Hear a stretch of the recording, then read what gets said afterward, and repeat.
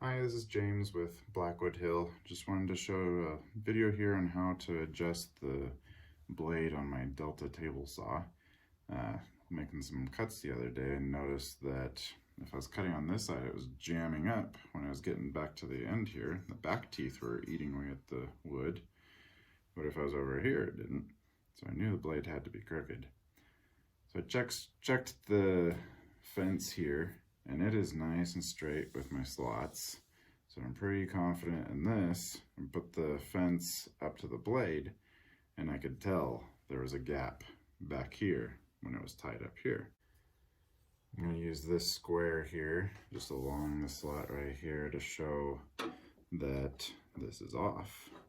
So back here, I guess I can move the camera so you might actually be able to see that, but I've got it right there to where it's just barely touching the tooth. And then we'll bring this over here, and you can tell there's a nice gap there, at least a 32nd, if not a little bit more of an inch right there. It's pretty significant. Now to fix this, it's not super clear. The instructions from Delta, they don't help to identify this at all. They don't have instructions for aligning the blade itself. So, kind of figure this out underneath, which we'll go ahead and come around here. I'm at the back. So in the back here, I've got a little dust collection piece I'm gonna have to take off. I'm gonna take off this back panel so that we can access some of the pieces behind there. I'm gonna go ahead and do that. All right, so I got the back of the saw off, and just so you know, if the screws are really tight, be careful. I almost stripped one, the head of one. And now, also, since I was under here taking things apart, I went ahead and I lowered this dust collection port. Just simple wing nut here to loosen. It's kind of nice, get to clean this out a little bit. I've done that.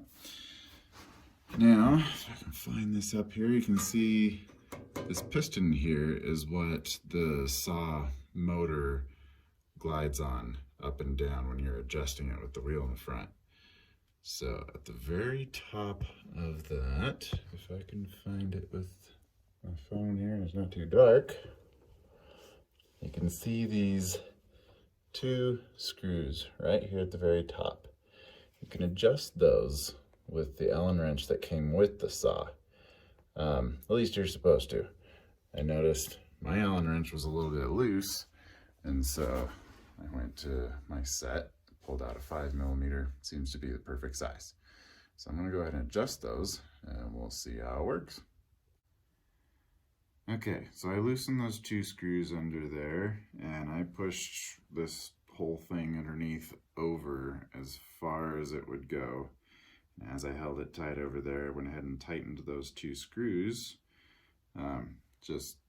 You'll probably realize this too when you're doing it yourself, but I had to lower the whole assembly in order to get the Allen wrench to spin under there.